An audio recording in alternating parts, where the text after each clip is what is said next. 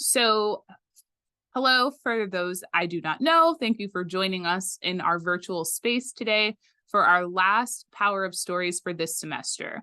So, my name is Keisha Booker, and on behalf of the Office for Diversity, Equity, Inclusion, and Belonging, we welcome you to tonight's program.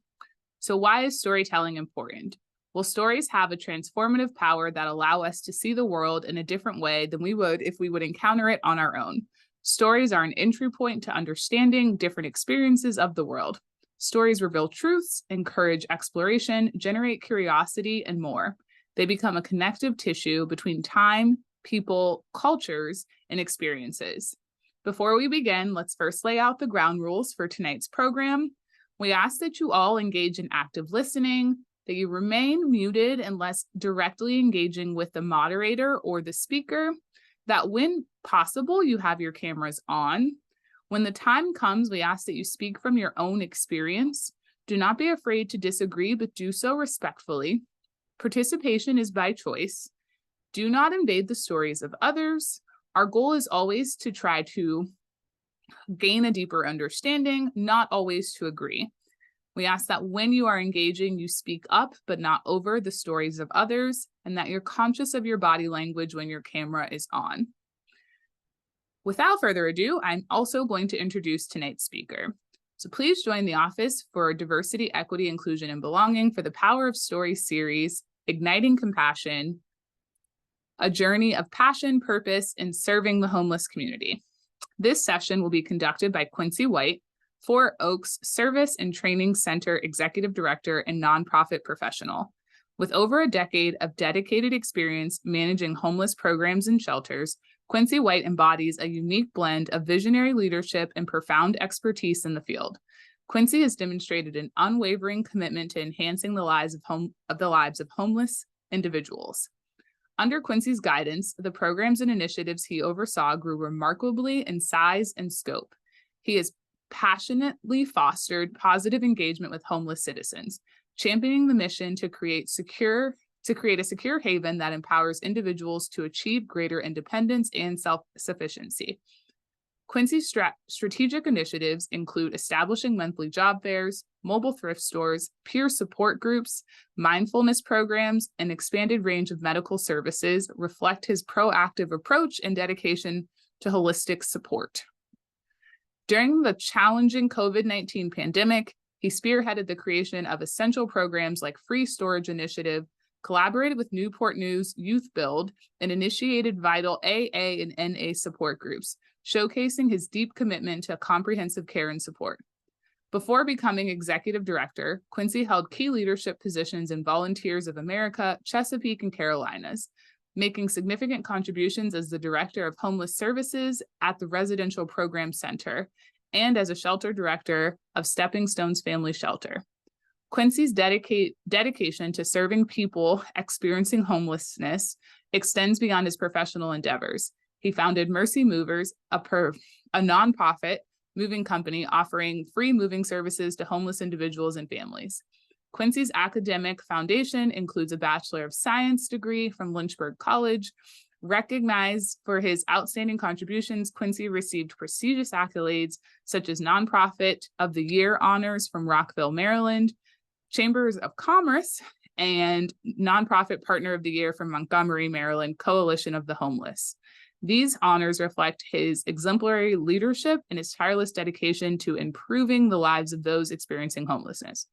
Quincy White's journey embodies a powerful narrative of compassion, innovation, and transformative leadership, leaving a mark on the communities he serves. Please welcome Quincy White.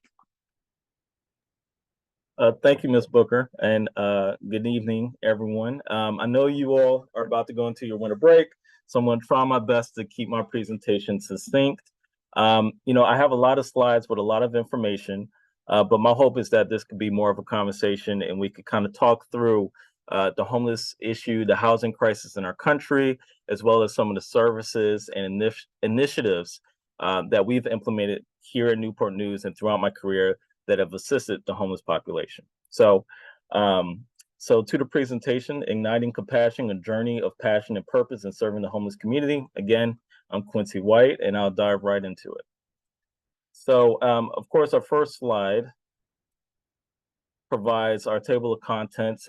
There's roughly about 12 slides that we'll go through to just, again, educate on what homeless services is, what is the scope of the homeless issue, not only throughout the country, but as well as Pennsylvania, Butler County, which is the county in which your university is in, and potentially what is the homeless issue that we see on some on some college campuses that you all may be unaware of. So we're going to dive into some myths and realities, the importance of compassion, the scope of homelessness, the causes of homelessness, solutions short-term and long-term, innovative housing solutions, community engagement, advocacy, and policy change, education as a catalyst, and a call to action.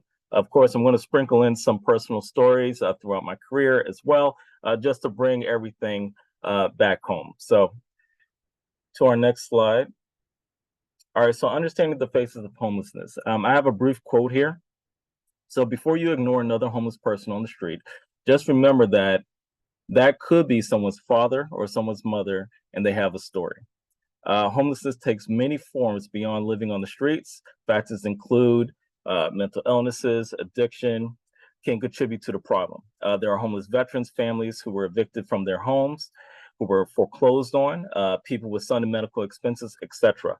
So the purpose of this is just, and of course the next slide will dive more into it, that there is no one stereotype that determines homelessness.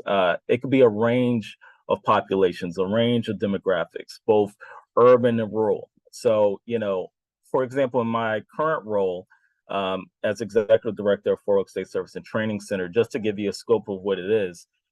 So we're a 5-acre Marine Corps barracks, well, former Marine Corps barracks. And our thought was we want to establish a one-stop shop where everything a homeless citizen will need to transition into self-sufficiency will be. So from barbershops, salons, showers, clothing closet, a housing team, a behavioral health team, you name it, everything is right here at their fingertips. Now, for our population here in Newport News, I think the population is a little less than 200,000. We are the focal point of homelessness in Hampton Roads, which is Southern Virginia. And of course, we see folks of many different backgrounds come through our doors to receive services. Not only singles, but families, veterans, the elderly, those that are disabled, and of course, returning citizens. And this is kind of outlined with this slide here. Of course, those that are chronically homeless, we would call that someone that is career homeless, right? So someone that's been homeless throughout for a long, long period of time and seeking levels of assistance. So again, I want to, hit home that, there's many different faces of homelessness. It's not just a single gentleman. There could be families, there could be veterans, there could be those that are elderly, college students, returning citizens, and those that are disabled. So, I wanted to provide a personal story of a gentleman that I worked with in my career. His name was Musad. For about 8 to 9 years, I worked part-time on the weekends as a program manager for a men's shelter under Catholic Charities. And, during that time, I built a lot of relationships with a lot of the men that lived in that transitional housing program. And Musad was one of those gentlemen. So he served about 30 years in prison. He was a veteran. He was someone that was really trying to get back on his feet. Luckily he was able to obtain employment at Home Depot. And, he was a key figure there at the store that he worked at. But every day when I came to work, Musad and I would share personal stories. We would talk politics. We would talk sports. We would talk life. And, he would eventually become somewhat of a mentor for me. My wife and I were able to help, pay his way through the certification to become a peer support specialist, so he could better serve those that are going through some of the same addiction issues that he had, get back on their feet. So again, Musad is someone that if you met him at Home Depot, you would never assume that he was homeless. You would never assume that he was incarcerated for 30 years. But he was someone like many others that faced homelessness. And of course, I want this to be more of a conversation. So if you all have any questions, please put that in the chat, and I'll try my best to get to them throughout the presentation. So again, I wanted to go through some of the myths and the realities of homelessness. What are some of the things, the stereotypes that people assume, and what is it actually like when you're homeless? So myth, homelessness is a choice.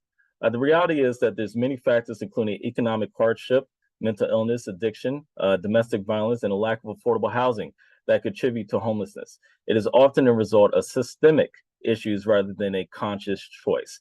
And that's very true. At least, in my experience, especially here in Newport News, fair market rent, basically that tells you what the average rent is for a studio apartment, one bedroom, etc.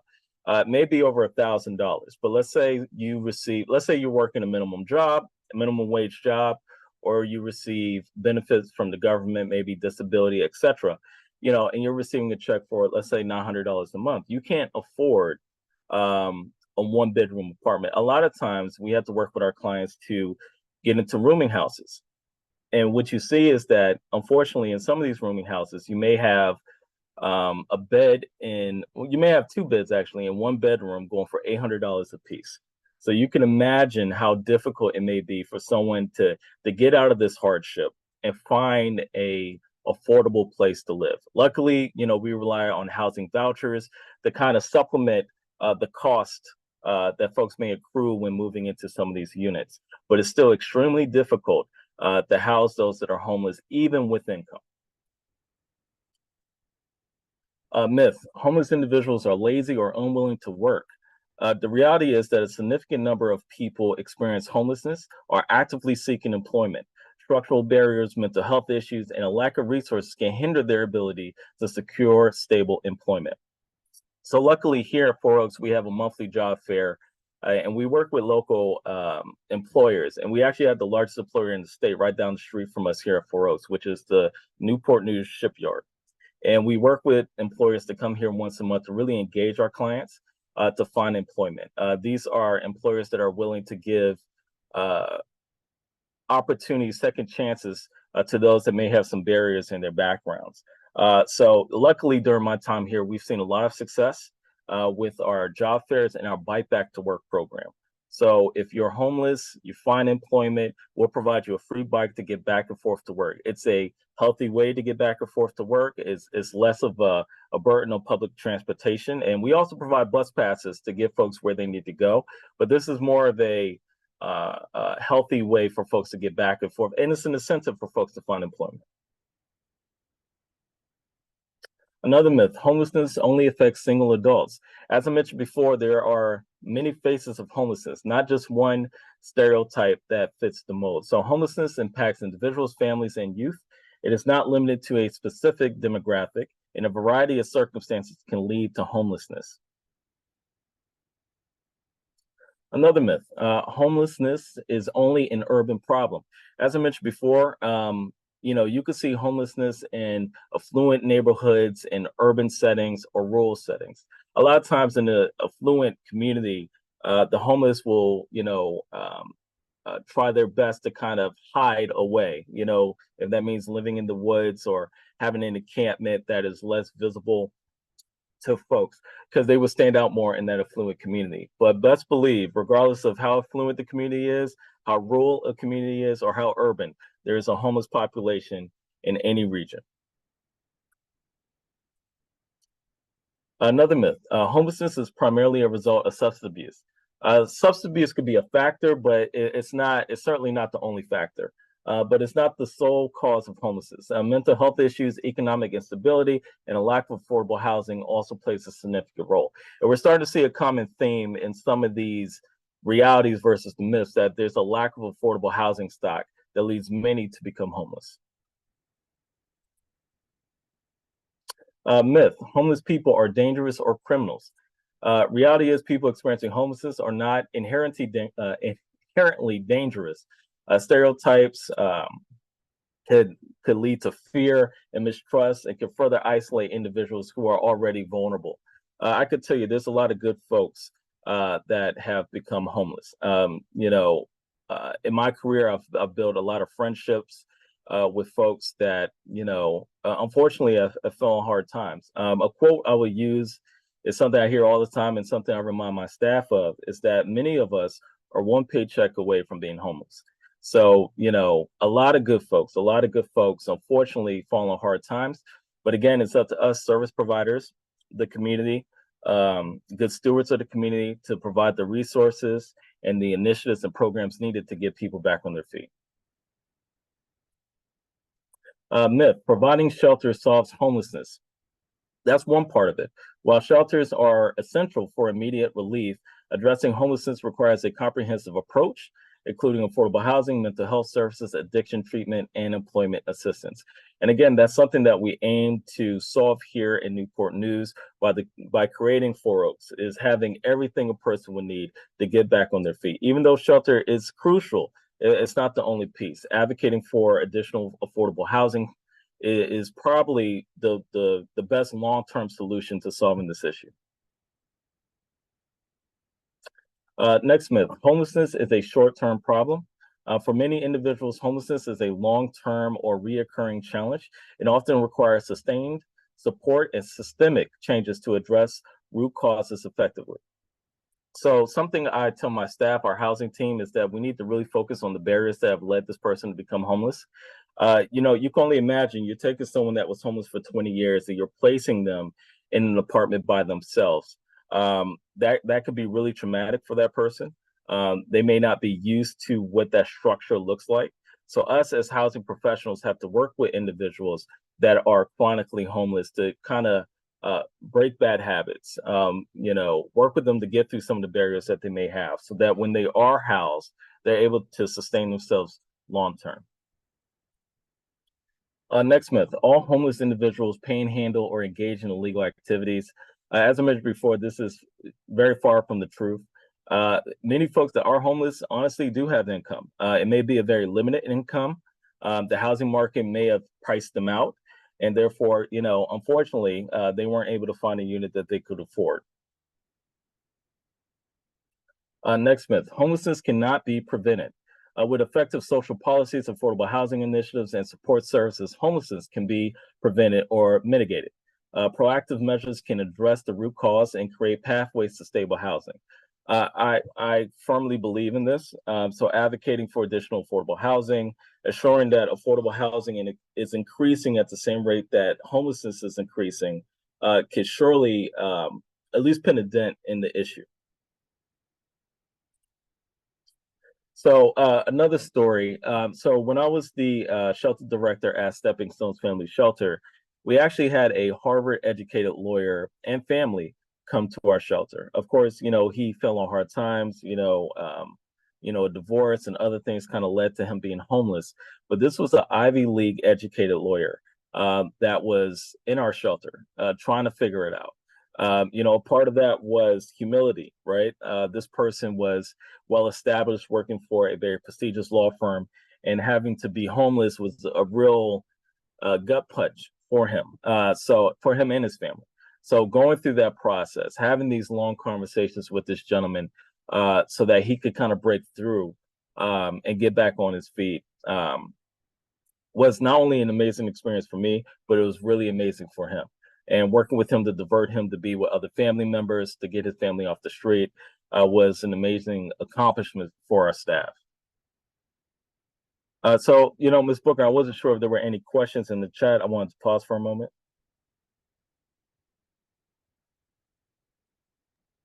There are not any questions at this time, but if you have a question, if students or participants, if you have a question, now would be a great time to ask.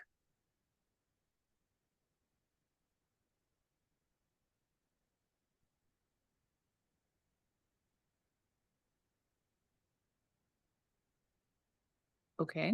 Or another option is if they wanted to provide misconceptions that they have regarding the myths that you've already covered or anything else, that could also be a good time to ask us some of our thoughts. Sure. Of course, I will open the floor if anyone's had any misconceptions of the homeless that they've engaged with in their community or around campus. Okay, so now we have two questions. Sure. What is one of the greatest lessons you learned when leading a nonprofit organization? I would say it's essential to be, well, I don't know how to phrase this correctly. I would say be hands on, all hands on deck, which means that you need to be multifaceted in your skill set. When working in a nonprofit, it's essential that you know how to work IT, you know how to do operations, logistics, you know how to do case management work, mental health counseling. Sometimes you're going to have to do transportation. You're going to have to be the cleaning person as well. So again, making sure that you have many tools in your tool belt is one of the key things that I've learned when running nonprofits. And then how do you process mentally doing such heavy work on a consistent basis? Well, one thing that we've done with our team here, we wanted to bring some levity to the work that we do. So we have team huddles every morning. So it's basically a morning briefing with me and my staff. We have icebreakers every morning so that staff members can know more about each other. I'm of the opinion you work harder for people that you like, right? So when you have teammates, you know more about them. For me, especially for me, I've hired a lot of staff members that were formerly homeless. So it's really important for staff members to know that story of their fellow coworker, to know what brings that passion to their work, and it brings a more cohesive team.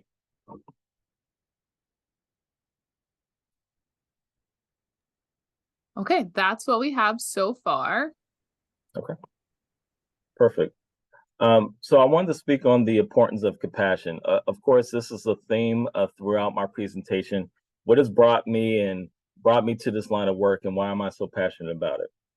So I wanted to again speak on the importance of compassion. So homelessness is a complex issue affecting diverse individuals and families. A compassionate approach is crucial in addressing the root cause and challenges faced by those experiencing homelessness. So understanding homelessness, recognize the diverse factors leading to homelessness, such as economic hardship, mental health issues, and a lack of affordable housing. Emphasize the importance of breaking down stereotypes and myths surrounding homelessness. So this is really important. I think a lot of folks that um, have an issue with the work that many homeless service providers do, don't understand the importance of the work that we do, don't that maybe they don't understand the diverse factors that lead to someone becoming homeless. And I think educating yourself in those ways could help you assist someone in their time of need. The power of compassion. Compassion builds bridges, fostering understanding and empathy. It enables us to see beyond stereotypes, recognizing the inherent dignity of every individual. And of course, this is something that I had to learn over time. Of course, I've done this for a long time, but building those personal relationships with some of the clients I've had in the past has allowed me to build that additional layer of empathy, understanding and breaking down some of the barriers that I may have, some of the walls I may have in regards to engaging someone that's homeless. So again, it enables us to see beyond the stereotypes, recognizing the inherent dignity of every individual. And ways to show compassion, of course, listening to understanding, advocacy and awareness, volunteerism, and promoting systemic change. These are all ways that you could show your compassion in regards to working with folks that are unhoused. And the impact of compassion. Compassion can break down barriers and create a sense of community. It inspires positive change, both at the individual and societal levels.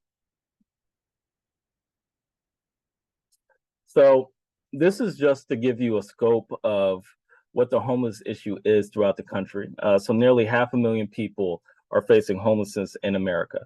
Of course, we have our point in time count that is a national event. We do it every January. That means homeless service providers go out.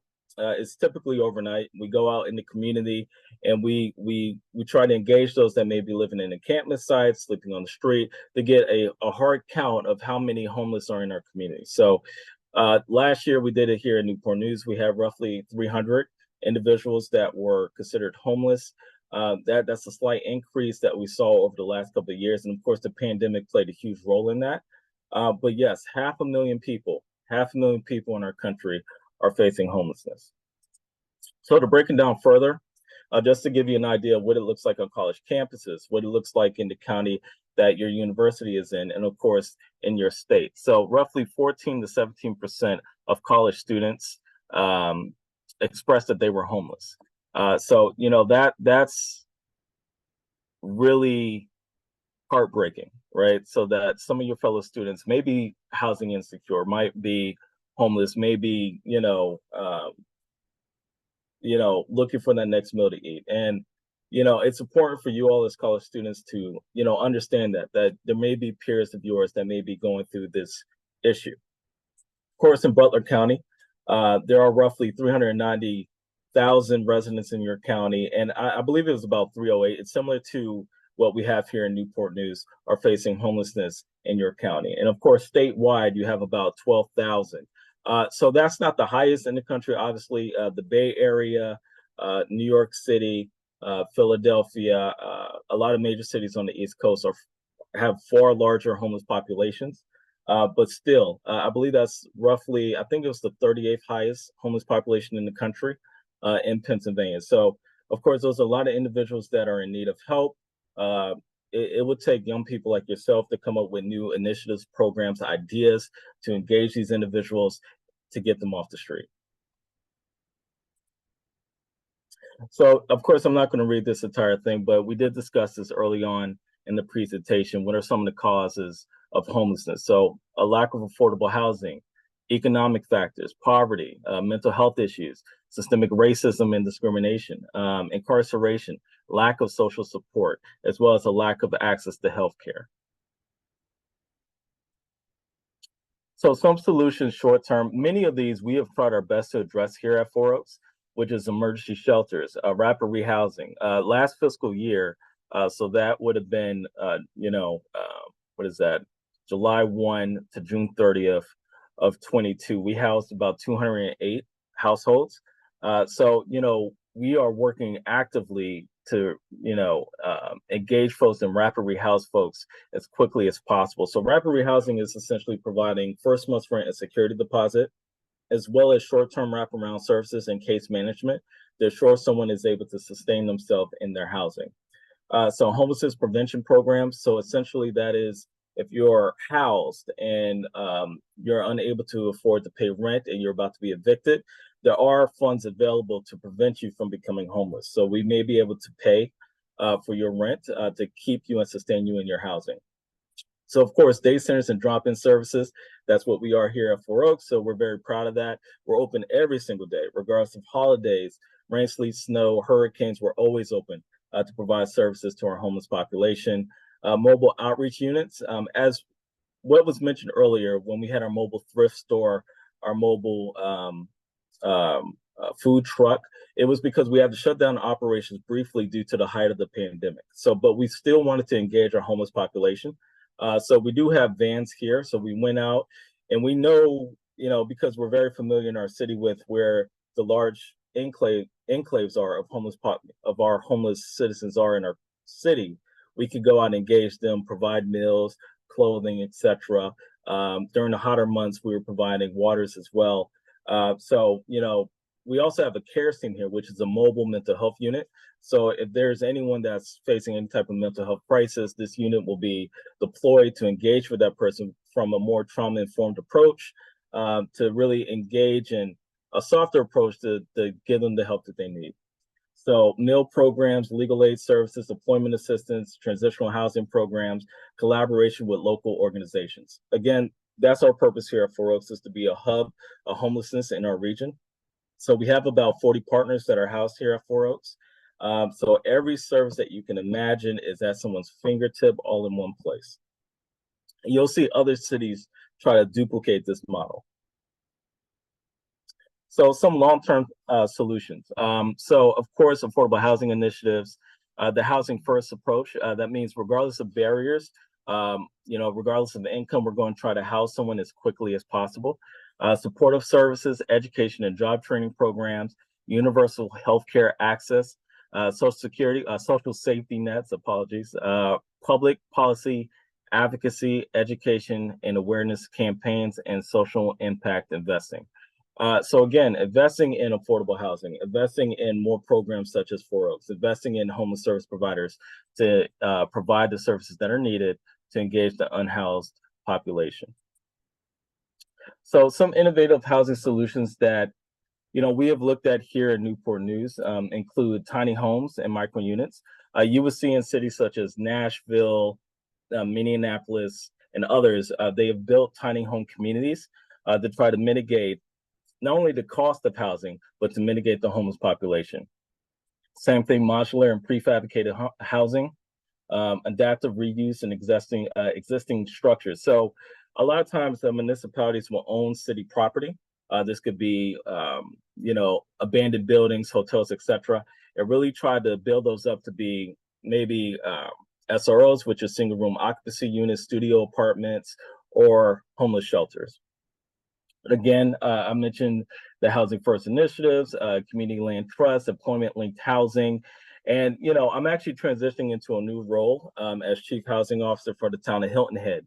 And a part of that will be actually employment linked housing. So, it's a type of affordable housing for folks that are priced out of Section 8, but they're also priced out of the market as well. So this could be a lot of your blue collar individuals, police officers, nurses, teachers. So to build housing that is affordable to the working class. So again, innovative financing models as well. So these could be some of the innovative housing solutions to solve our homeless problem.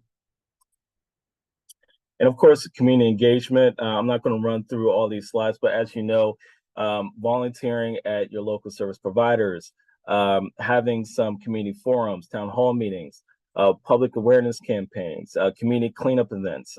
We here at Four Oaks actually have a adopted spot around the center, so we could be good stewards in our community, which means that, not only staff and patrons are going out twice a week to clean up, pick up trash, and show the citizens that we care very much about our community. So community gardens and urban farming. Very proud to say we do have a community garden here as well. We could use those, whatever we build in our garden, to also feed our patrons here. And we provide about 3 meals a day, every day, to our homeless population. And of course, storytelling and media campaigns. I think this is extremely crucial. We have someone that was formerly homeless telling their story. It brings a different level of realness to what's going on. So again, as I mentioned before, we have a lot of folks on my staff that have lived experience.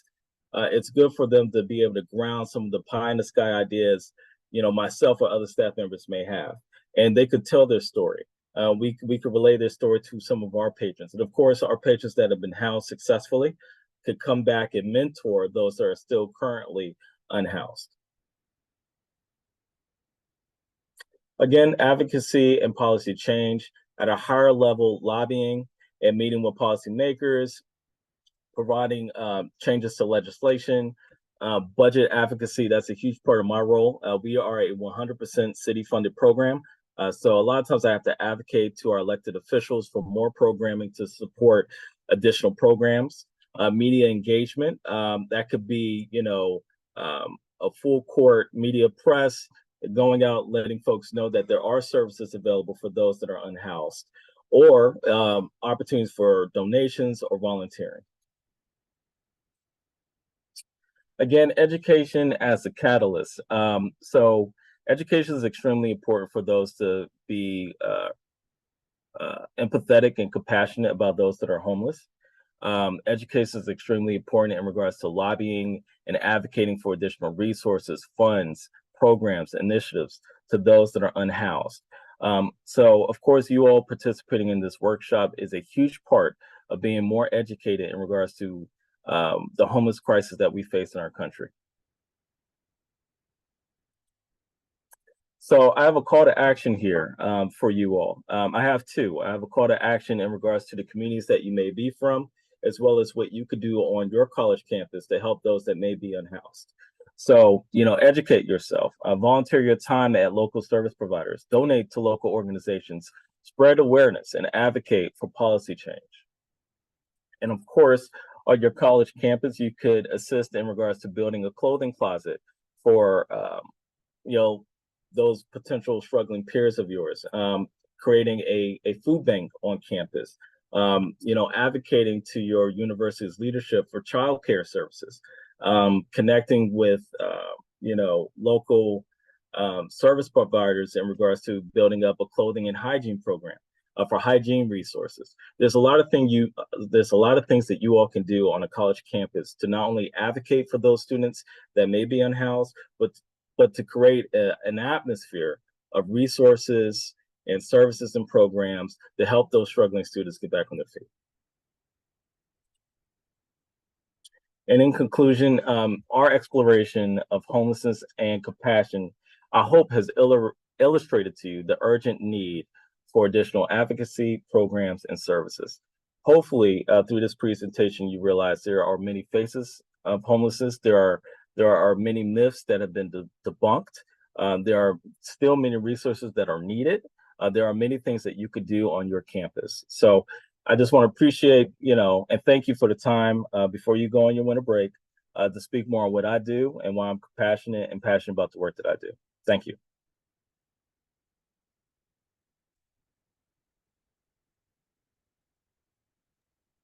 Okay, so we want to once again thank you. Thank you for your lovely information. It was very informative. We appreciate you and your time tonight. We also want to open the floor up for our students to ask questions. So we have two options. You can put your question in the chat and I'm happy to read it for you, or you can raise your hand and unmute yourself and we will take questions that way as well. I know you said that you are a city-funded program or state-funded program. Is there any grants that assist in what you are doing in your work, or especially the rapid rehousing? That seems like it would be a large chunk of money. So how are you funding that? That's a great question. So yes, we are a 100% city-funded program. So, of course, that encompasses salaries, client program expenses, things of that nature. But we actually utilize funds from the federal level as well as the state level to support rapid rehousing and permanent supportive housing. But we do actually have a pot of money for prevention services from the city level, as well as housing services. So, we're really unique in regards to how we're structured here in Newport News, but it's in a way so that, there's a false safe. We have plenty of funds available to help folks in need. Okay, and then we have a few questions in the chat for you. So the first is, did you always know you wanted to help homeless communities, or what led you to that decision? That's a great question. I think I always knew I wanted to help people. I'm not sure if I knew it was always the homeless population. Initially, I wanted to go to law school to become a lawyer. And, I worked at several law firms when I graduated from college. And the experience that kind of changed the direction of my career was that I became a case manager at one of the largest halfway houses in the country. It's called Hope Village. It's in Washington, D.C. And in that experience, of course, I'm dealing with folks that were recently released from the federal correction system, many of which have very colorful backgrounds. And, I found myself relating a lot to the individuals that I was working with. Although folks may have been incarcerated for murder or all sorts of things, they were, that experience was able to humanize these individuals for me. Even growing up, my parents had me volunteering at the Whitman Walker Clinic, working in the Big Brothers Big Sisters program, but still I didn't know that this was the population I was going to work with. But I think that experience at Hope Village made it clear to me that this is something I wanted to do. Thank you for sharing. Our next question is, have you encountered and worked with any homeless veterans? A ton. So even Musad, who I mentioned to you before, he was actually an Air Force veteran. So we work very closely with the VA Medical Center here in Hampton Roads.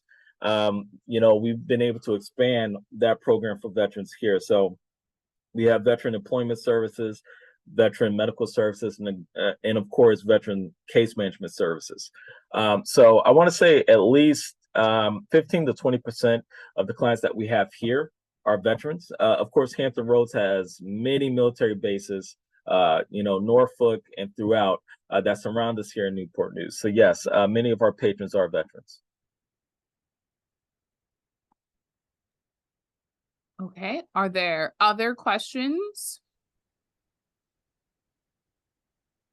Would you recommend an MBA to a student who wants to help lead or manage a nonprofit one day? Absolutely. I will also say, if you're able, get a certificate in nonprofit management, possibly from Georgetown or Cornell. I think that will assist as well. I think an MBA could be very helpful. You have to have a level of financial acumen when it comes to this work. As I mentioned before, we have different pots of money that we have to utilize to fund our housing program. So, having that business and finance background could be very helpful. We have nonprofit management here at Slippery Rock. In case anyone is interested, there are classes you can take. Just shameless plug right here at your own school. I'm wondering if we encounter a student who is experiencing homelessness, what are ways that you would encourage we show compassion, but still help them through their experience or be an active person trying to alleviate their experience? Sure. I would say that would be a very delicate issue, right? Because as a former college student, I wouldn't want my peers to know that I'm struggling as much as I might be struggling. So, of course, when you're in high school, you have guidance counselors that can work with you in a more secure place and, make it more personal. But I would say, if you're able to pull that individual to the side, you may see some indicators that they may be struggling a bit. I would say pull them to the side first, learn their story. I think that would be very helpful, right? Secondly, come from a place of no judgment. Come from a place with empathy, understanding. I'm here to help you. Whatever you may need, I'm here to help you. And I think that will go a really long way. Connect them to local service providers, if that's your coalition for the homeless, local food bank, etc. But mainly, finding employment on campus also may be very helpful. I know when I was in college, I had a part-time job working for our annual fund, and helping a student find a part-time job, bringing in additional income could be very helpful as well. I want to provide another shameless plug as we do have a food pantry on campus that will be open during our winter break. And so the hours vary, but they will be on social media for anyone who may need this information as a resource. It will be public and open throughout our winter break.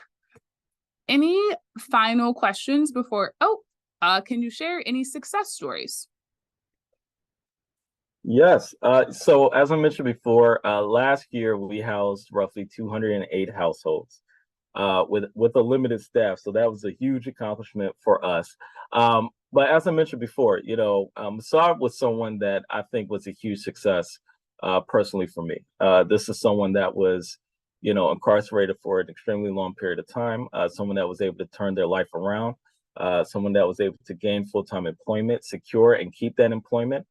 Someone that was able to find housing and keep that housing, someone that was able to rebuild their life so much so that they wanted to give back as a peer support specialist. And of course, my family and I being able to support him through that journey.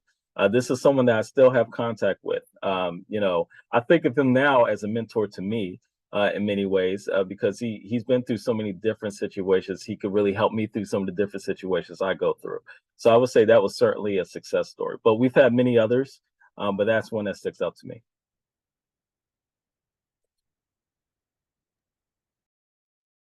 Any final questions, thoughts that you all would like to share before we conclude today's program? Oh, yes. When you pursued your MBA, did you take it online or in person? Online. It was just it worked better for me with my family to take those courses online, so I took it online. Okay, well then on behalf of the Office for Diversity, Equity, Inclusion, and Belonging, we want to thank you for your time tonight and sharing your powerful story. We will return with more of the Power of Stories series in the spring semester. We wish you the best of luck on your finals to our students, and we will see you in the spring. Thank you all.